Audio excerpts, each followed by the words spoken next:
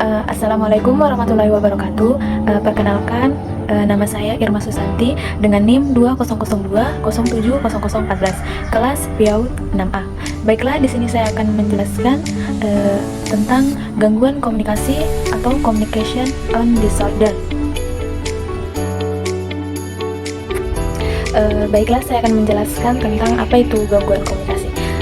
Komunikasi merupakan suatu proses timbal balik yang terjadi antara pengirim dan penerima pesan.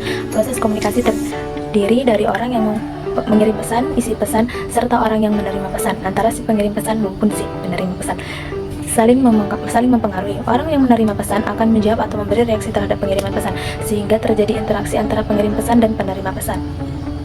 Sedangkan gangguan komunikasi, communication disorder, adalah sekumpulan gangguan psikologis yang ditandai dengan kesulitan-kesulitan dalam memahami atau penggunaan bahasa. Kategori-kategori dalam gangguan komunikasi adalah gangguan bahasa ekspresi, gangguan bahasa campur resepsi ekspresif, gangguan fonologis, dan gagap. Masing-masing gangguan ini mempengaruhi fungsi akademik atau pekerjaan ataupun kemampuan untuk berkomunikasi secara sosial.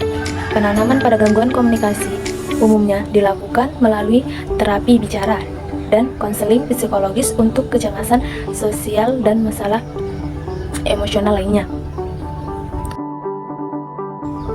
Selanjutnya yaitu penyebab gangguan komunikasi. Penyebab gangguan komunikasi adalah sangat kompleks. Gangguan komunikasi pada anak dapat disebabkan karena adanya gangguan pada masalah memproduksi kata-kata karena motorik mulut, gangguan sistem pernafasan, gangguan pendengaran sehingga tidak dapat mendengar apalagi mengingat kata-kata dengan jelas, tidak memahami arti kata, dan mengasosiasikan dengan situasi serta keadaan lingkungan yang tidak mendukung anak untuk memotivasi berbicara atau mengembangkan kemampuan bicaranya. Secara psikologis, gangguan yang mengakibatkan tidak lancarnya komunikasi yaitu 1. Kecerdasan yang rendah mengakibatkan keterlambatan dalam perkembangan bahasa. 2. Minat yang kurang pada lingkungan yang dilihat dan didengarnya. 3. Tidak adanya dukungan dari lingkungan mengakibatkan tidak adanya stimulus untuk berinteraksi dan mengakibatkan gangguan dalam berinteraksi dan komunikasi. 4. Masalah emosional anak, seperti anak yang menghadapi perceraian orang tuanya. Selanjutnya itu jenis-jenis gangguan komunikasi.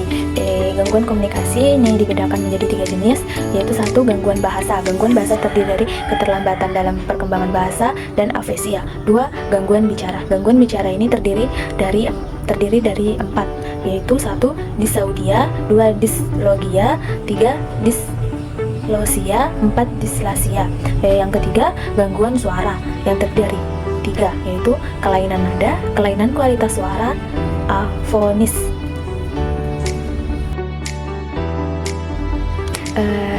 Berikutnya yaitu ciri-ciri gangguan komunikasi. 1. Tidak memiliki perhatian untuk berkomunikasi atau tidak ingin berkomunikasi untuk tujuan sosial. 2. Sering tidak memahami ucapan atau ucapan yang ditujukan kepada mereka. 3. Sulit memahami bahwa satu kata mungkin memiliki banyak arti. 4. Sering mengulangi kata-kata yang baru saja atau pernah mereka dengar tanpa maksud untuk berkomunikasi. 5. Terus mengulangi pertanyaan biarpun telah mengetahui jawaban atau memperpanjang pertanyaan mengenai topik yang ia sukai tanpa peduli dengan lawan bicaranya. 6. Gangguan dalam komunikasi nonverbal, misalnya tidak menggunakan gerakan tubuh, berkomunikasi selayaknya orang lain ketika mengekspresikan perasaan atau merasakan perasaan orang lain, seperti menggelengkan kepala, melambaikan tangan, mengangkat alis, dan lain-lain. Berikutnya pengobatan gangguan komunikasi. Pengobatan bergantung pada jenis dan tingkat keparahan gangguan. Penyebab yang mendasari kebanyakan orang dengan gangguan komunikasi mendapat manfaat dari perawatan terapi kelompok. Untuk anak-anak, penanganan terbaik adalah melalui perawatan sedini mungkin. Perawatan dapat melibatkan teknik perbaikan untuk meningkatkan keterampilan yang lemah. Bentuk komunikasi alternatif seperti bahasa isyarat juga bisa dipelajari untuk membantu komunikasi. Itulah tadi sedikit pemaparan materi dari saya. Saya akhiri dengan wassalamualaikum warahmatullahi wabarakatuh.